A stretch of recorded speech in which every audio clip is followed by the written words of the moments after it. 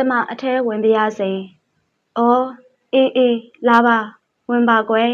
။တတူးဆရာကအံ့ဩတွေဝေစွာရပ်ကြည့်နေမိရာကတတိဝင်လာကကလေးမလေးကိုဆိုင်ထဲသို့ဖိတ်ခေါ်လိုက်သည်။ဆိုင်ထဲရှိမိအားကဖြော့တော့လှတော်လဲမီးလင်းပိုစီကမီးတောင်အယောင်ရှိနေတာမို့မိန်းကလေးကိုတက်တက်ကွက်ကွက်မြင်နေရသည်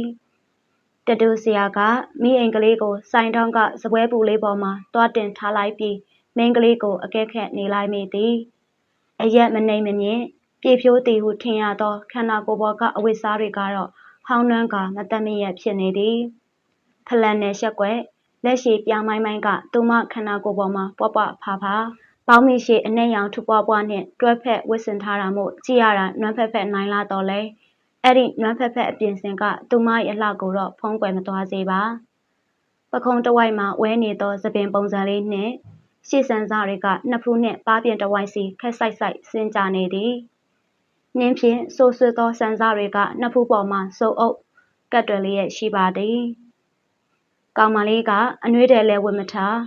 အေးတန်ကြောင့်အနှဲငယ်တုံရီနေသလိုလဲဖြစ်နေတာမို့သူကသမီးချင်းစာနာသွားကလေးမအနှွေးတယ်လဲမပါတော့ချမ်းနေမှာပေါ့လာဒီမင်းလင်းပေါ်နာကခုံမှာလာထိုင်မိန်းကလေးကသူညွန့်ပြသောခုံမှာဝင်ထိုင်လိုက်သည်သူမ၏ကြောဘက်မှာသားရဲ့စာကြည့်စပွဲရှိသည်သားကလိုက်ကာစာလေးကိုတွန်းဖယ်ကကောင်မလေးကိုချောင်းကြည့်နေပါသည်ကျမတတူးထိုးခြင်းနဲ့ကျမကိုတတူးထိုးပေးပါမိန်းကလေးကအေးဆက်ဆက်ခက်ပြက်ပြက်ပြောလိုက်သည်တတူးဆရာကစပွဲပေါ်ကယူနစ်တဘူးကိုလှမ်းယူကယူနွေးတစ်ခက်ငှက်ပြီးမိန်းကလေးကိုလှမ်းပေးလိုက်ရင်ယော့နှွေးသွားအောင်ယူနွေးပူပူလေးအရင်တောက်လိုက်ပါအောင်ကွယ်မိန်းကလေးငယ်ကယူနွေးခွက်ကိုစက်ခနဲ့လှမ်းယူကမော့တောက်မိဟန်ပြင်တာမို့ဟေးနေအောင်လေပူသေးတယ်မင်းကြည်ရတာစိတ်နဲ့ကိုယ်နဲ့မကက်သလိုပါပဲလားသူတားလိုက်တော့မှသူမကရင်ရွက်ွက်ကိုစပွဲပေါ်ပြန်ချထားလိုက်ရင်ကျမကိုတတူးထိုးပေးနိုင်မလားဟုခက်ဆက်ဆက်မေးလိုက်သည်ဦးလေးကတတူးဆရာပဲကွယ်တတူးထိုးတာဦးလေးအလုပ်ပဲတတူးထိုးရရင်ဦးလေးပြောတယ်ပတ်စံလည်းရတယ်လေငါတူမကြီးတတူးထိုးချင်ရင်ထိုးပေးလို့ရပါတယ်ဒါပေမဲ့ငါတူမဘက်ကတေချာဖို့လိုတယ်ညီတတူးထိုးဖို့တေချာဆုံးဖြတ်ပြီးပြီလားတတူးဆိုတာခဏတစ်ဖြုတ်စိတ်ခံစားချက်ပြင်းထန်နေတော့စိတ်လိုက်မှန်ပါထိုးရတာမျိုးမဟုတ်ဘူးခုချိန်မှာဖြစ်နေတဲ့စိတ်ခံစားမှုကြောင့်ထိုးလိုက်ရင်နောက်တစ်ချိန်စိတ်ခံစားချက်ပြောင်းသွားတဲ့အခါကျနောင်တရသွားတတ်တယ်လေတချို့ကောင်လေးတွေဆိုလက်ရှိရီးစားကိုတိတ်ချစ်နေတော့ဝင်ထူအစိတ်တက်ပြီးရီးစားနာမည်လာထိုးကြတယ်အဲ့ဒီရီးစားနဲ့ကွဲပြီးနောက်ရီးစားနဲ့အိမ်တောင်ကြတော့မိန်းမနဲ့ပြဿနာတဲပြီးရောဒါကြောင့်စိတ်အေးထားပြီးစဉ်းစားဖို့လိုတယ်ဘာပုံထိုးမှလဲဘာအတိတ်ပဲနဲ့ထိုးမှလဲကိုယ်ခန္ဓာကိုယ်ပေါ်ကတတူးကိုတစ်သက်လုံးနှစ်သက်နေနိုင်မလားဆိုတာတေချာစဉ်းစားရမယ်လေအိမ်တောင်မှုဖျားတယ်စေးမင်းရေးစုပ်ထိုးဤသုံးမျိုးချက်မပိုင်ရင်နောင်ပြင်ရန်ခက်တယ်ဆိုတဲ့ဆိုရိုးလည်းရှိတယ်မဟုတ်လားကောင်မလေးကဟက်ခနဲရဲချလိုက်တာမို့သူမျက်ခုံးပင့်ကကောင်မလေးကိုကြည့်မိသည်ဒါဟာအယေမဟုတ်သောအယေမျိုးတခုခုကိုနာကြီးလောင်ပြောင်လိုစွာဖြင့်ရဲလိုက်သောအယေငိုရာနှင့်တူသောရဲချင်းကိုသူပထမဆုံးမြင်ပူသွားသည်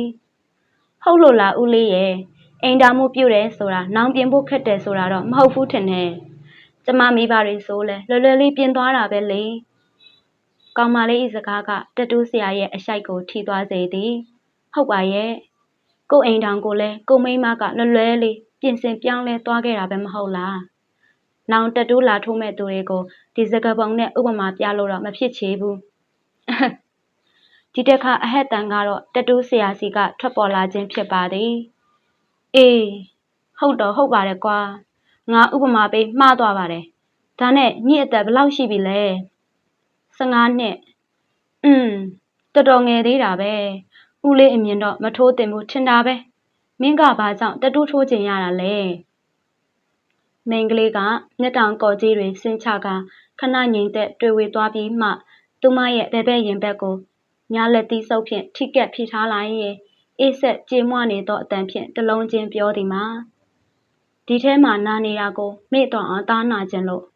ပြီးတော့ဒီထဲမှာနာခဲ့ရတဲ့အကြောင်းကိုတစ်သက်လုံးမမေ့ခြင်းလို့ကျမထိုးမဲ့အယုတ်ကပေးတဲ့ခွင့်အားနဲ့ရှေ့ဆက်အသက်ရှင်ဖို့ကြိုးစားခြင်းလို့သူပါဇက်ဟောင်းသားပွင့်သွားသည်ရင်ဘတ်ထဲကနေနာနာကျင်ကျင်ထိုးထွက်လာတဲ့အသက်မျိုးနဲ့ ပြောနေတဲ့ဒီစကားတွေဟာ15နှစ်အရွယ်မိန်းကလေးရဲ့နှုတ်ဖျားကထွက်လာတဲ့စကားဆိုတာယုံနိုင်ဖွယ်တောင်မရှိပါစကားအဆုံးမှာပေါက်ကနေကျသွားတဲ့ညိတ်တစ်စက်ကိုလှက်ခနဲ့မြင်လိုက်ရသည်သူမမျက်ဝန်းတွေကဆူရှတောက်ပြောင်နေသည်မင်းဘာများဖြစ်ခဲ့လို့လဲမိန်းကလေးရဲ့ဒီအရွယ်ကလေးနဲ့မင်းမာနာကျင်စရာခံစားချက်တွေဘာကြောင့်ရှိခဲ့ရတာလဲ